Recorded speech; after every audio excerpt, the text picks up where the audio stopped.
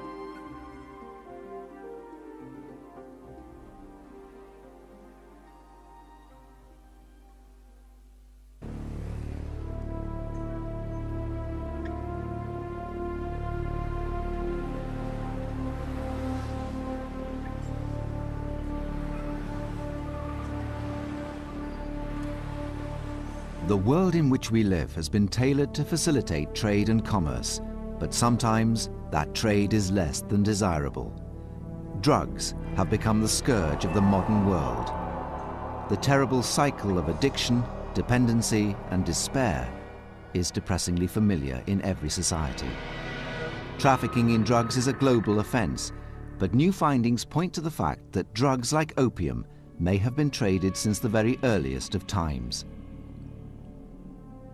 There is now clear evidence to suggest that in ancient societies there was already a highly developed trade in cocaine and heroin.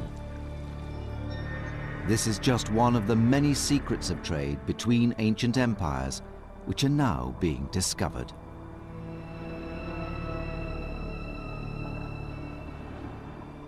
In the next hour, we'll explore the new breakthroughs in archaeology which are reshaping our view of ancient merchants. We explore the trade in obsidian knives and uncover the amazing story of the shipwreck at Uluburun. We investigate astounding new evidence of an ancient trade across continents. We also look into the beginnings of trade in silk, the most luxurious of materials, and how it became a vital link between East and West in ancient times. There's no doubt that trade and exchange are not only one of the great measures of the development of society, but also clearly one of the great driving forces. I think the reason trade's been so important for the growth of civilization is because when people trade, they meet. So people would see new things, talk about new things, exchange news, and obviously exchange wives and husbands and so on as well. And that has meant that they have developed large groups of people working with each other. But they went on to make artifacts in very complicated ways, which lead us to understand very directly how they ran a bureaucracy. So every reason to think of trade as being one of the essential requirements for any kind of expanded urban civilization, because you have to distribute it. The form that that trade takes, of course, may vary.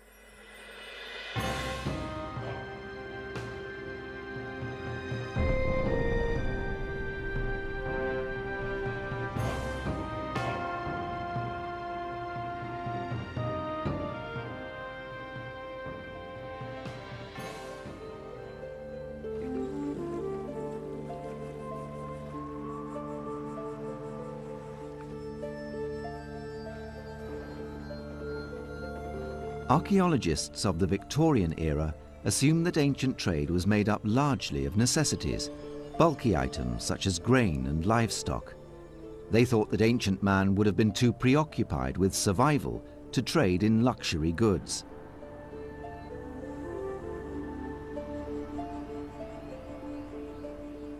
But recent evidence of widespread trading dating back as far as the Stone Age has turned these ideas on their head.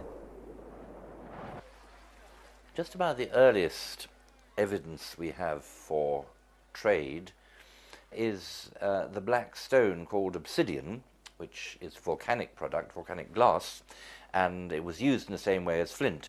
And it's got such a sharp edge that it's actually literally sharper than steel, and is still used today by heart surgeons when they want to avoid having a scar tissue as a result of the operations. And these sorts of blades are found all over the Middle East, dating back to 5,000 or 6,000 BC, and yet they only appear, naturally they occur in just a few locations. Archaeologists don't always consider obsidian knives as luxuries. This is because of their obvious functions as tools or weapons. But in modern terms, they certainly represented a top-of-the-range model. Stone Age man would have recognized this just as much as we do. These knives were highly durable, relatively lightweight, and almost certainly commanded a good price. It's intriguing to speculate just how much prestige a noble would gain from owning one. Could this have been the start of commercialism in the ancient world? As the trade in luxury goods grew, obsidian became increasingly sought after. Traders would cross great distances to sell knives made of this volcanic glass. One of the very first settlements to cater to this new economy was the town of Çatalhöyük in ancient Anatolia.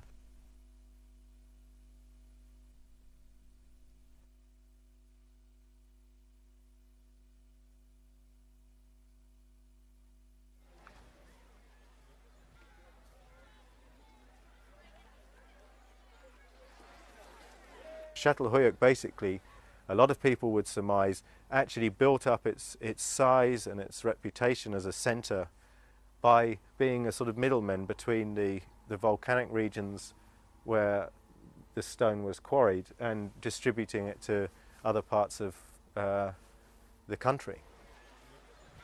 Çatalhöyük and its peoples thrived for over 1,500 years. Archaeological evidence shows us that at its height more than 7,000 people were living and trading there.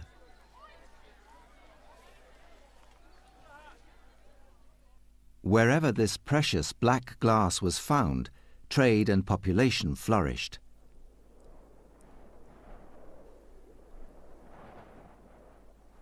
One of these sites was the Greek island of Milos, but the ancient obsidian trade here had other secrets to give up. Because it's found in only a limited number of places, and because by analysis, by scientific analysis, you can confirm that if you found this bit of obsidian on the Greek mainland, you can confirm this piece had to have come from Milos, so you can establish the trading pattern. There's an uncanny resemblance between this old world trade and its new world counterpart. In a region of what is now southern Mexico lived the ancient Olmec peoples.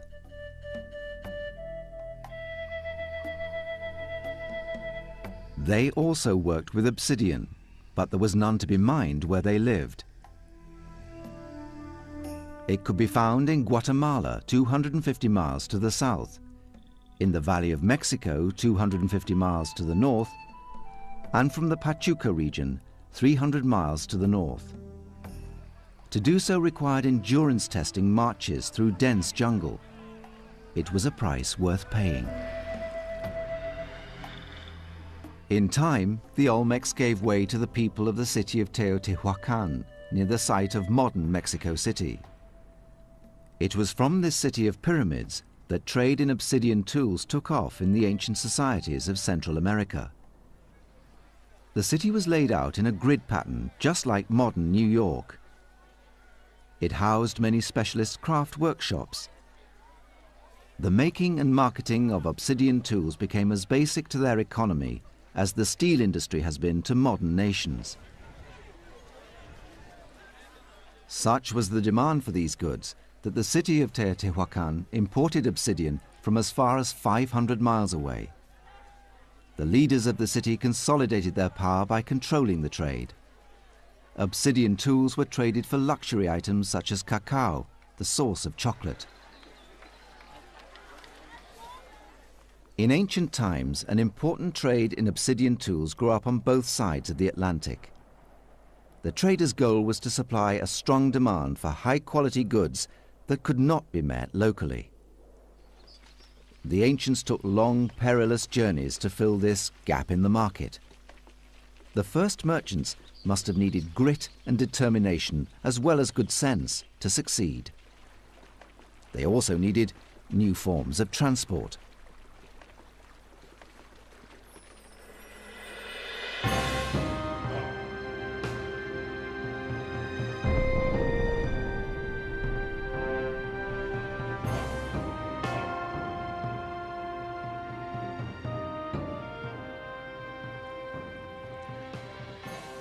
Development of trade has always been a great stimulus to travel, obviously, and so I suppose it could be argued that ship design has always benefited, because ship design improves, no doubt, through increasingly long voyages, and those increasingly long voyages have generally been motivated by trading objectives.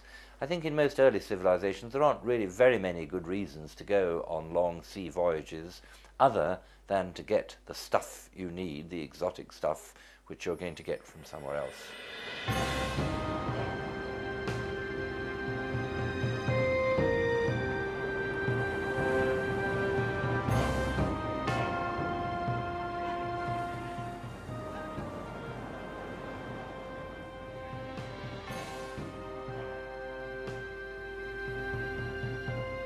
The secrets of ancient sea traders have recently been uncovered.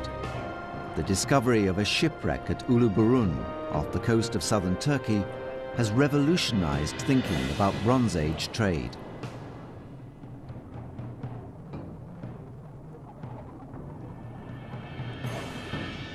The ship sank about 1300 BC, making it the oldest excavated shipwreck. It lies nearly 200 feet below the surface of the sea. The project team from the Institute of Nautical Archaeology have made 22,500 dives to it in 10 years of research. What their divers have brought up from the wreck has stunned scholars worldwide. The Uluburun wreck has proved itself one of the greatest archaeological finds of all time. Tons of artifacts have been recovered. The exquisite beauty and craftsmanship of some of the items have few equals, if any. The wreck truly merits the description of a treasure ship.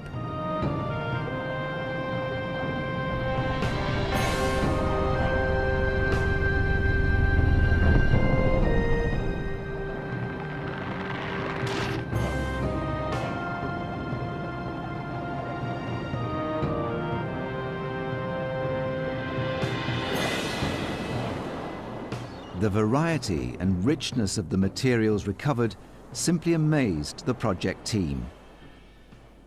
On board were ebony logs from tropical Africa, amber beads from northern Europe, a bronze sword from Italy, a seal carved in Mesopotamia, pottery from Cyprus, ceramics from Greece, tin either from Britain or Afghanistan, weapons from Palestine, along with Canaanite jewelry.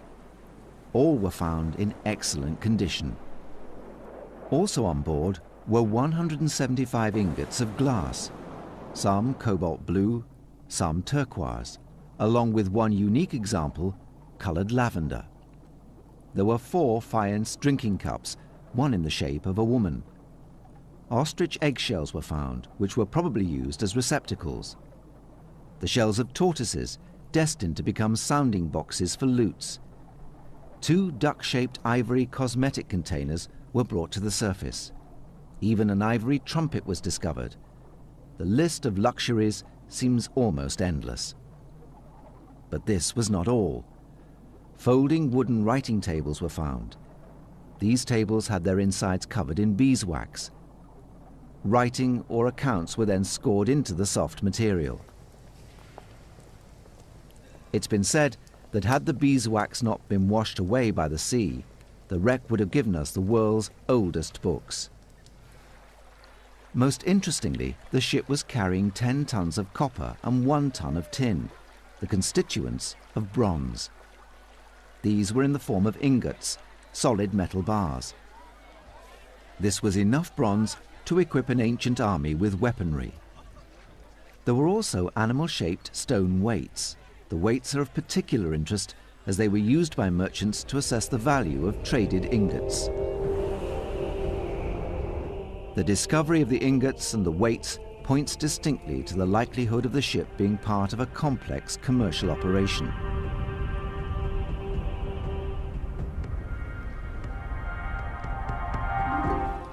The extraordinary variety of items on the ship leads us away from the idea that it was loaded full at one port only.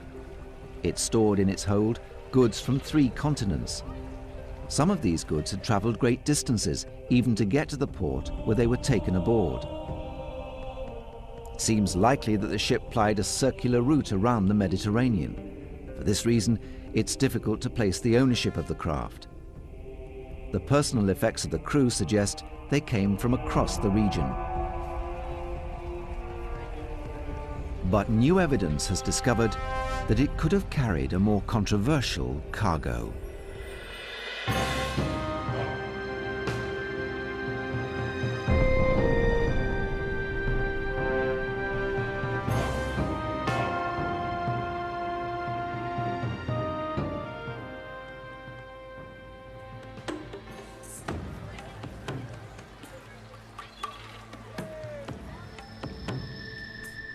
The great ports of the Egyptian pharaohs would have certainly been a port of call for seafaring traders. There's plenty of evidence for their extravagant tastes in fine garments and beautifully crafted utensils of all kinds. But recent research into their use of drugs has thrown the most basic assumptions about early trade into doubt.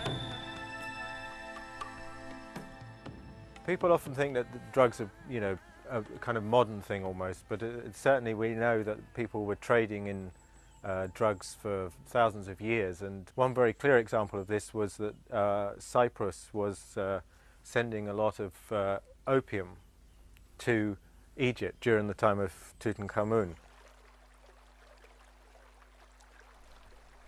The story of the ancient Egyptian drug trade begins in Cyprus. It seems that a major cultivation took place on the island of a highly valued flower. It was a plant known for both its sacred and its medicinal uses. It was the opium poppy. Opium was reputed to cure or alleviate a multitude of ailments. It was used as a sedative painkiller for wounds and abscesses. It was also considered a powerful aphrodisiac. This idea undoubtedly increased its value considerably. But opium had religious uses as well. By drinking the juice of the poppy, a devotee could induce a trance in which they might encounter the gods.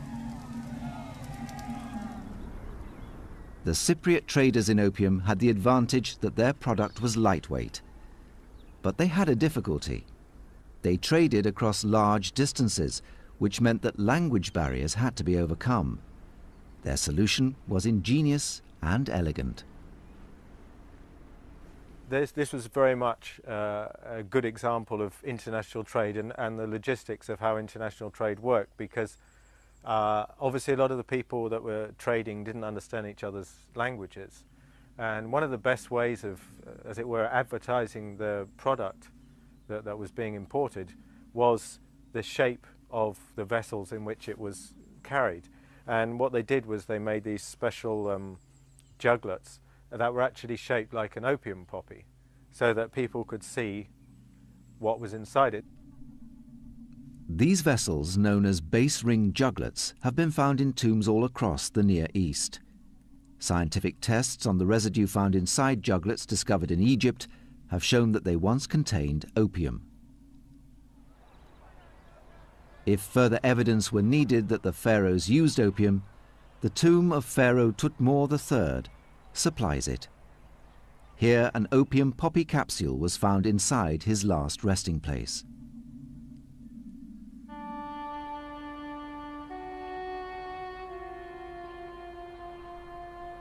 These revelations may seem extraordinary enough, but new findings from Germany are causing a seismic shift in the theories of early drug trade.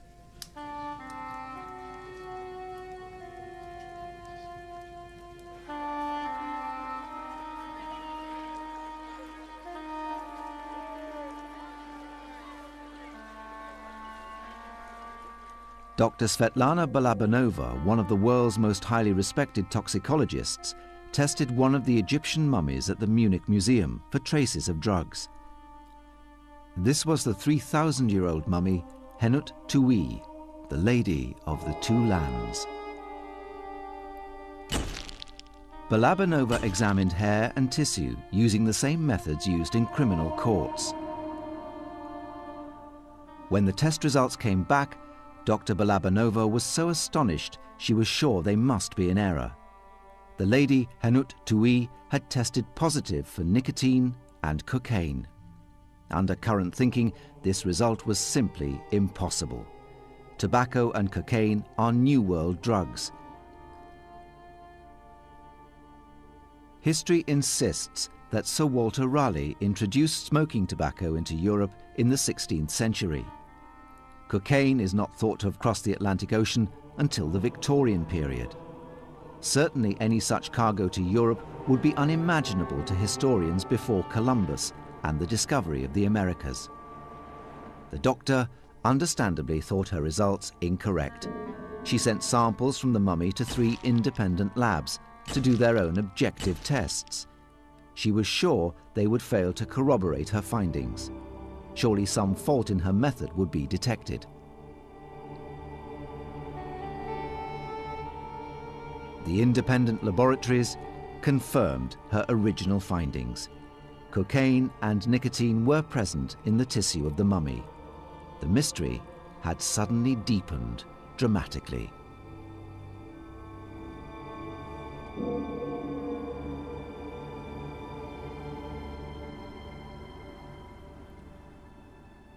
Dr. Balabanova set about testing other mummies from the Egyptian Empire. She found that about a third tested positive for nicotine and cocaine. She was stunned. She wrote a paper on her findings. Its publication proved so controversial that she received scathing letters from other practitioners in her field. They feared she would bring their branch of science into disrepute.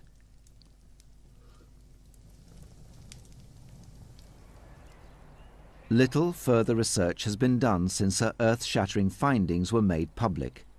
Few scientists are willing to risk their reputations by tackling head-on the astonishing implications of her discovery. Did the ancient world partake in a transatlantic drug trade? It's not surprising that few are willing to concede the possibility. And yet, the tests done on the Munich mummies are generally considered watertight. The questions raised by the doctor's work hang tantalizingly in the air. The shipwreck at Uluburun has uncovered a great deal of information regarding early trade in 1300 BC. But no evidence was discovered that can point to the existence of a currency being used. Our ancestors seem to have yet to develop a standardized system of coinage and relied instead on the barter system.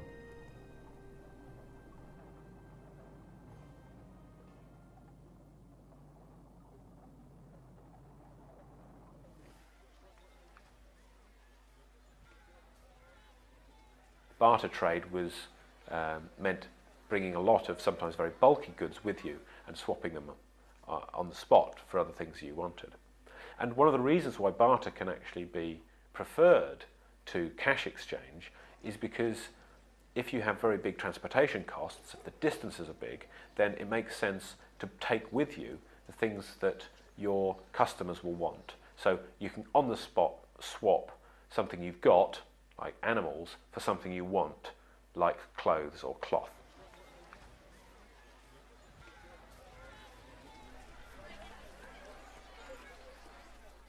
The barter system helped in overcoming language barriers when trading, and is still used by many salesmen throughout the world. Of course, today we're more used to credit cards and cash, But once again it seems that trading with ancient money was far more widespread than generally thought.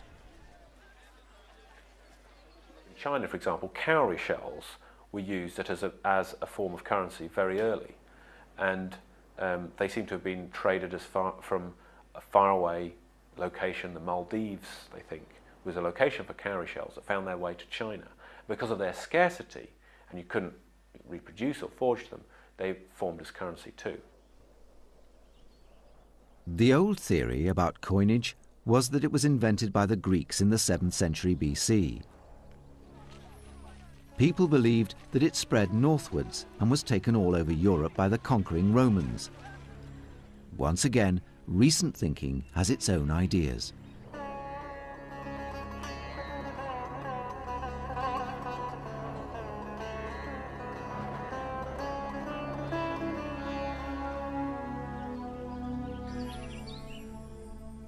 Excavations in India revealed coins minted as far back as the earliest Greek coins.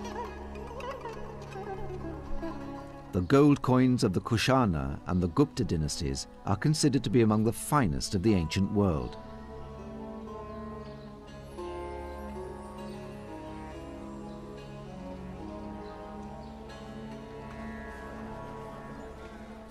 Bronze coins started to appear in China at about the same time. Some from central China were shaped like knives. Others from the Shandong Peninsula in the east were shaped like today's coins. They were cast rather than struck, and each carried an inscription with the name of the state and city that produced it. These coins needed to be large to contain this writing.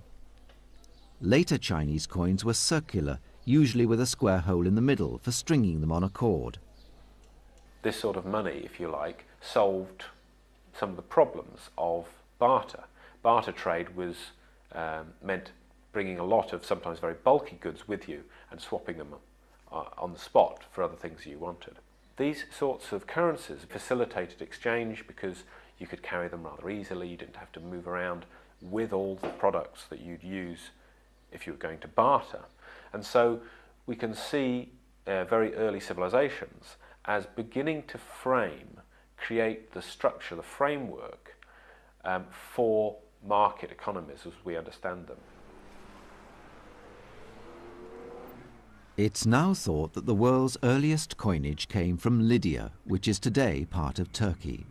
Lydia was rich in gold and also in electrum, a natural alloy of gold and silver. The Lydian kings used this to make coins, and the coinage was well known by the time of King Croesus in the mid-6th century BC. The Lydian capital Sardis was in contact with Greek city-states and merchants. It now seems likely that the Greeks got the idea of coinage from central Turkey. The development of early currencies undoubtedly facilitated trade in that period. Minting precious metals into coins that bore the mark of the political authority that issued them, of course, was a very important step in generating a much more commoditized form of trade, because it allowed a kind of more abstract measurement of value, and from then on, gold and silver, precious metals, became the essential marks of value for much of Europe. The firm establishing of trade produced stability and wealth, but it was also the bringer of change.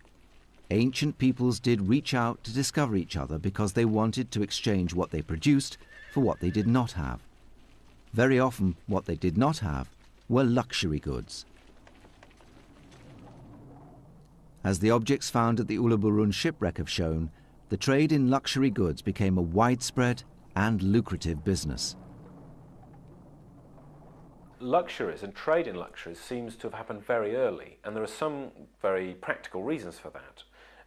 Moving around items that aren't very heavy and not very bulky, but are very valuable, is obviously the sort of trade that can be more easily undertaken over large distances.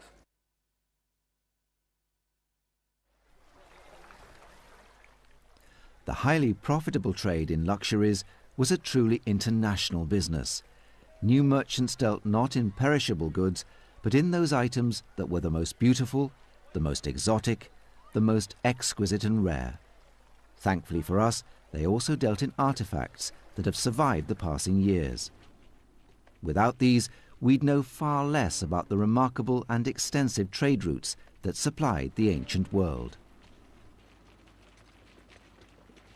It tends to bring different cultures together. It's a kind of international language, I suppose, and you know, people simply like to see things they haven't seen before.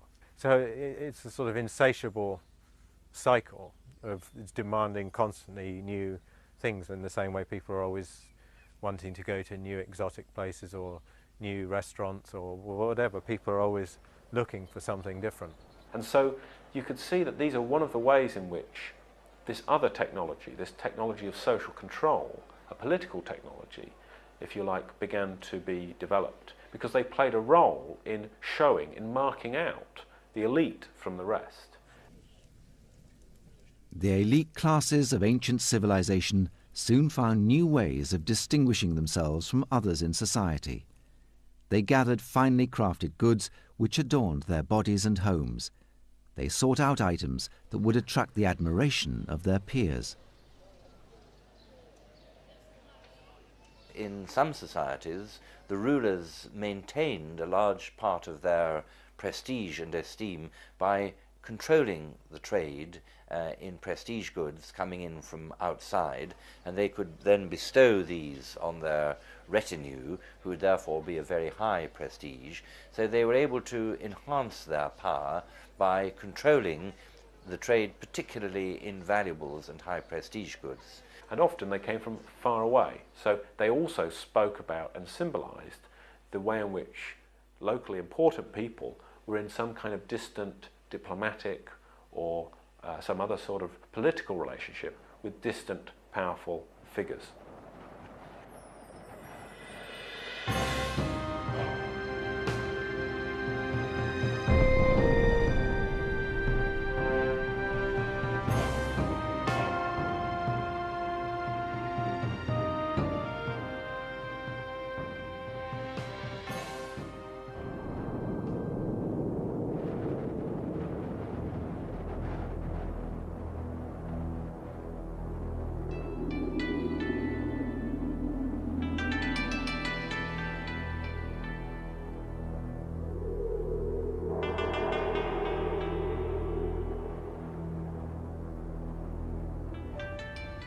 The story of the Silk Road is one of transcontinental trade in the ancient world. It's also fascinating to realize that it was China that first sent explorers west to discover new cultures and to trade. In the past, historians thought that the great civilization of China developed with little or no contact with Western cultures.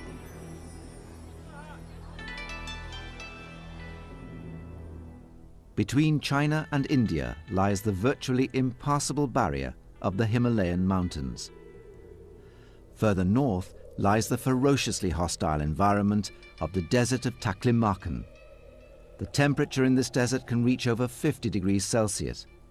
So arid is it, a local people named it the Land of Death. The Taklamakan is flanked by high mountains both to the north and to the south. Even so, ancient traders found a way through. Along its southern and northern fringes, there are a series of oases. These oases were the key to one of the most famed of all ancient trade routes, the Silk Road.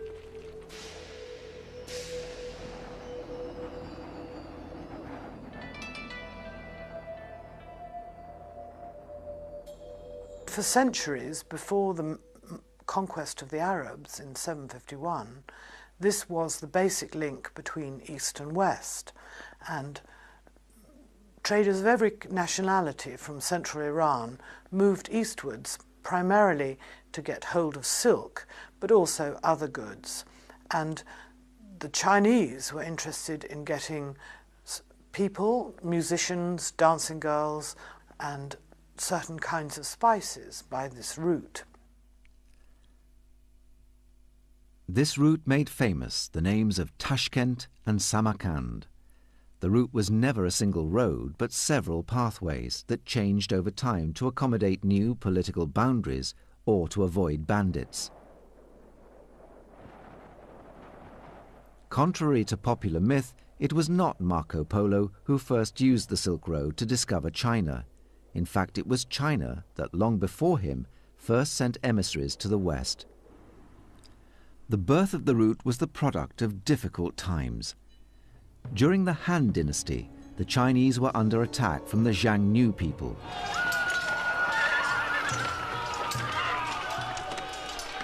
Emperor Wudi decided to send Zhuang Can west to try to gain an alliance against the Xiongnu. On his dangerous journey, Zhuang Can was captured and thrown into jail. He never made the alliance he was sent for, but eventually he returned home with something far more valuable. He'd seen marvelous horses that were larger than those available in China at the time. Horses do not breed well in China. It's too wet and too hot. But to fight the nomads on horseback, they needed horses. So for centuries, they would trade with the nomads with bales of silk. These bales of silk made their way westwards and became what we know as the Silk Route trade. It didn't take the Chinese long to realize that they had a wonderful product to trade. Silk became hugely valued, especially as its only source was China. The Chinese had perfected its production several millennia ago. The manufacture of silk is very sophisticated in its way. It involves taking a cocoon and unravelling the silk so that it can be used as an incredibly fine material for making cloth. It has, like all Chinese crafts, to be done on an enormous scale. You have to think of millions of worms being turned into silk cloth. Only the Chinese did this, and of course this beautiful cloth had a sheen and would take lovely coloured dyes, and these colours made silk even more alluring. And of course silk was a very highly prized and valuable commodity for centuries, for millennia. And we can see that silk as a luxury good was traded a very long way into the steppe lands of Eurasia, and various different traders and merchants would pass on this silk until it arrived in Rome.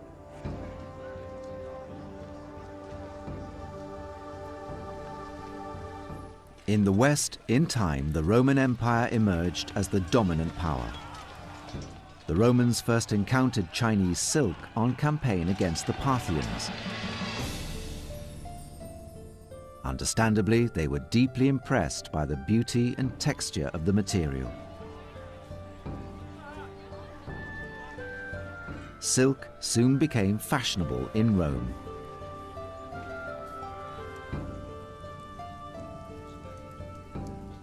The Parthians quickly realized there was a lucrative trade to be had in bringing the silk west.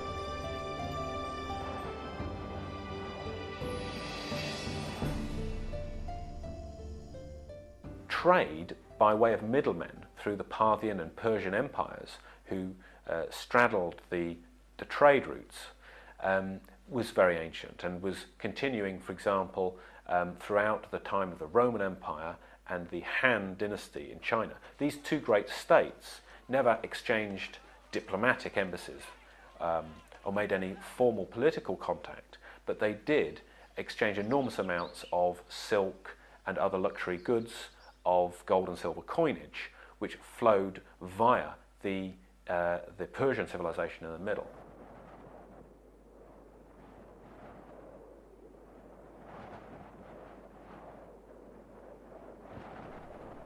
The Romans knew silk was not made by the Parthians.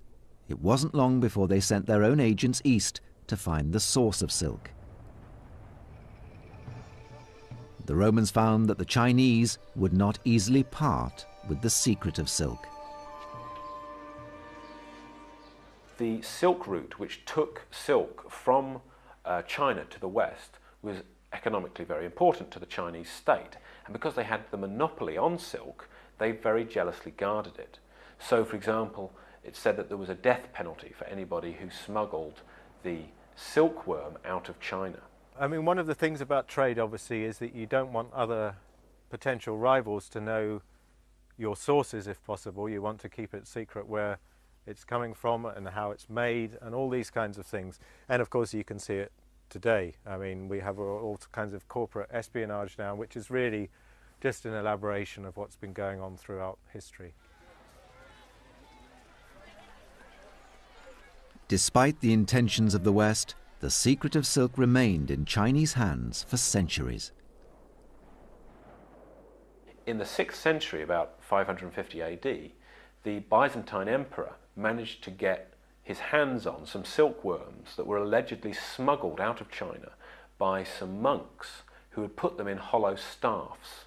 And eventually in the Roman West, or the Byzantine West, silk industries were established, and silk was woven in Western Europe at Lyon, but never ever was it made on the scale that is made in China. As the demand for luxuries grew, so too did the particular wants of the buyer. The consumer was born.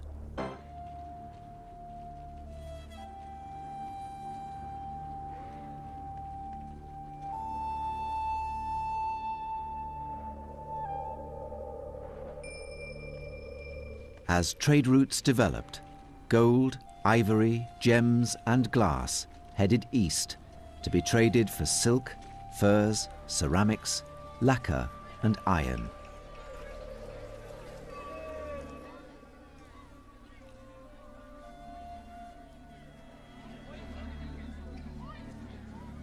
Where gold was the most highly valued commodity in the West, in the East, jade was considered far more precious. It would be intriguing to know at what rate Western gold was exchanged for Eastern jade. Jade doesn't come all over China. It's found in two areas in what we would call the Neolithic period, that is pre the use of metal. It occurs around Shanghai and in the far north, north of Peking. And that is significant because it means that Chinese don't get into gold. That whereas our cultures are based on gold and light, we have huge numbers of metaphors about the role of spirituality, which is related metaphorically to gold and light. In China that is missing because they didn't get into gold, they got into jade. Interestingly, China was not the only civilization that valued jade more highly than gold.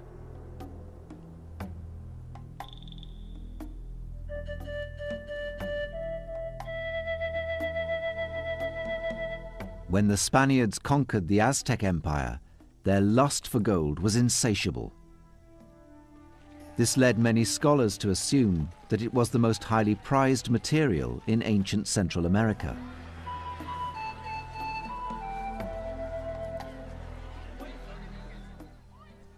The Aztecs had many gold objects which were melted down by the Spanish conquistadors, but many jade objects survived.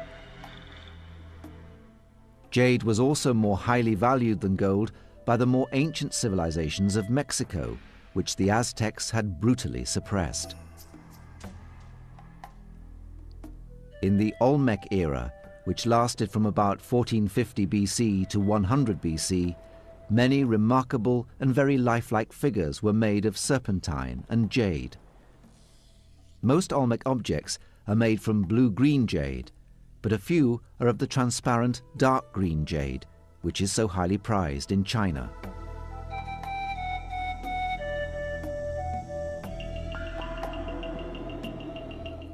For the Olmecs, jade was not just a precious stone, but also a symbol for the heart of the earth. Their cult of Earth God led them to bury many jade objects as soon as they were made, which is why so many have been so well preserved. Other cultures in Central America used jade for axes, chisels and weapons, but the Olmecs seem to have used their jade mainly for objects of art and devotion. These were widely traded around the large area that is now Mexico. The two main thrusts of Olmec expansion across Mexico to the northwest and towards Guatemala to the southeast can be explained by the need to guarantee their supplies of jade. It's possible that the continued fondness of native peoples for jade, serpentine and turquoise may have reduced their opposition to the Spanish removal of gold.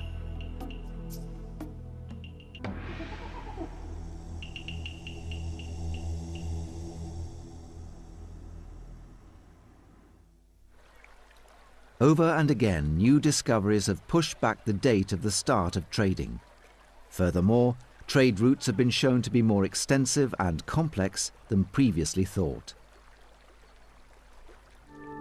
As the voyage of discovery continues, more and more information about our past is being uncovered, but scholars know that each new find raises as many questions as it answers. The search for the marvelous secrets of ancient civilizations continues.